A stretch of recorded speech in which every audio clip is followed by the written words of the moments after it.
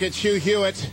Pleased to welcome back now for the first time since the election that is still underway, Norm Coleman, once and future senator, we like to say, from the great state of Minnesota. Senator Coleman, welcome back. Great to talk to you. As my mother would say, from your lips to God's ears. Well, from our lips to the trial court, I hope. Give us an update, Senator Coleman. A lot of people are confused as can be about what's going on in this trial. Well, first, let me make it very clear that this race isn't over, and there are literally thousands. We're talking about thousands of ballots that are going to be counted.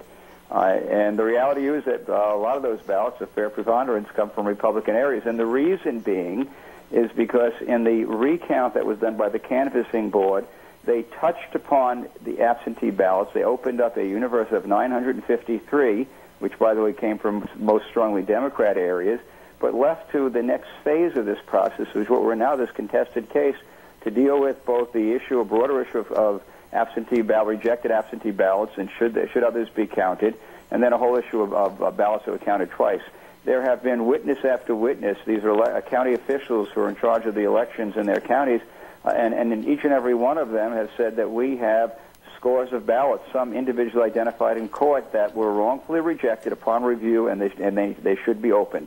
So we're going to get to that point where they're going to be opened, and at that point in time, I hope we'll be back, and I believe we'll be back where I was on election night, which was in the lead. Now, Norm Coleman, there is other subsidiary issues, including the double counting of a number of votes in one precinct. Has that been resolved yet? No, it hasn't, but there's been evidence that has come in that has kind of laid out exactly what happened. With absentee ballots, they're folded, put in the envelope, and oftentimes, or sometimes, when you go to feed them into the machine, we have these Opticon scanners, you feed the machine. What happens sometimes when you feed a crumpled dollar bill into a vending machine, kicks it back. And so election officials are authorized to create a duplicate. It's supposed to mark the original, duplicate, and feed the dupe into the machine.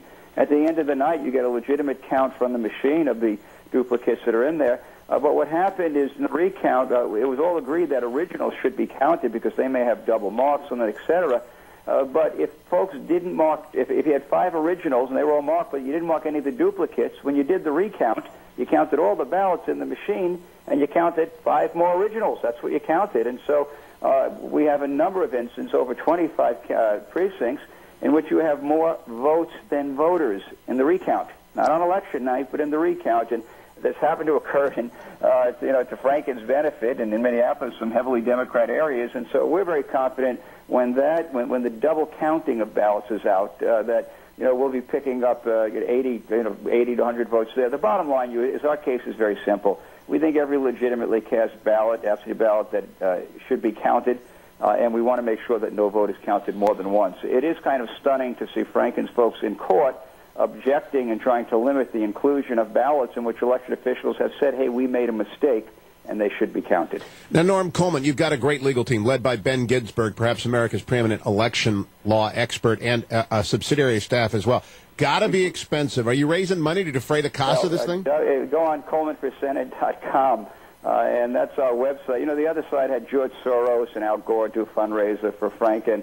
They've got MoveOn.org. They got just about all of Hollywood, with a few exceptions. And so I got to rely on regular folks. It is an expensive proposition. We've got a team of Minneapolis lawyers. I've got election experts in the state. I got to say, I hired I think the best trial lawyer in the state, a criminal defense lawyer, who's just, he knows how to try cases. In addition to that, we've got Ben Ginsberg and his Washington team. We call him Yoda. I mean, he's the wise one. He did Bush versus Gore. Listen, the other side's got the folks that did the Washington State, where they took that race from Dino Rossi. Yep. They're very good at counting and stop counting when they're ahead. We're not letting them do that. We fully believe that when all the votes that were cast, legitimately cast, are counted, we will be in the lead and we'll win this race. I feel very good about that. We've just got to get to that point.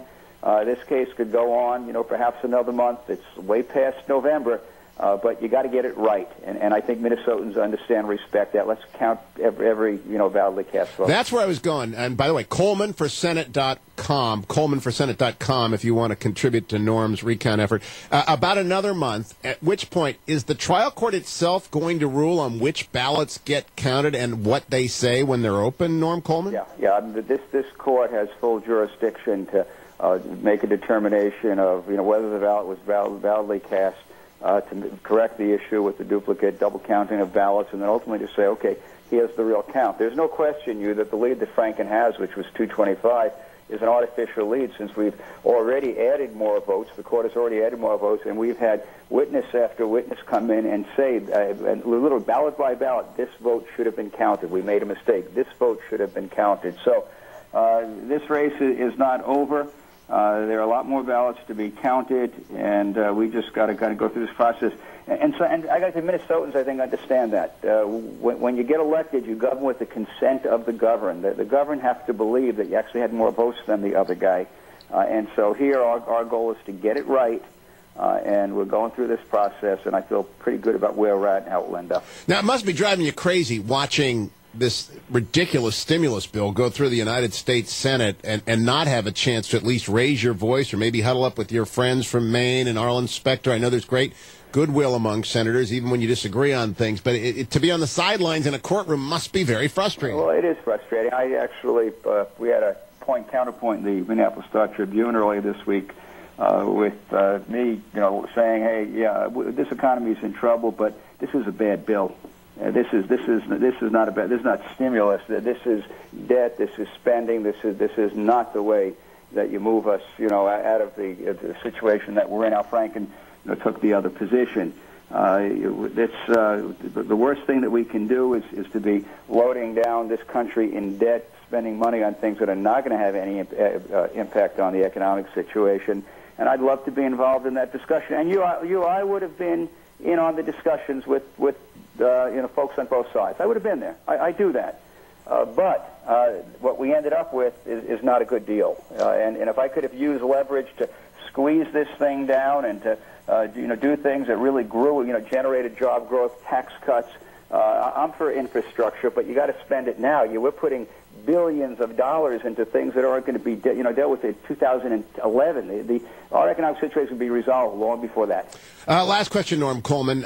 Obviously, the decisions based on fact-finding by the district court will be binding and almost certainly in the appellate move. But the Minnesota Supreme Court has lost a couple of its justices because they sat on the electioneering board. How's your confidence about the review of questions of law when it goes upstairs? I'm hopeful that it doesn't happen. If this court deals with this, the situation of kind of looking at ballots and by the way, does it with the sense of enfranchising. I think you presume somebody's votes, should be counted, absent, some indicia of fraud.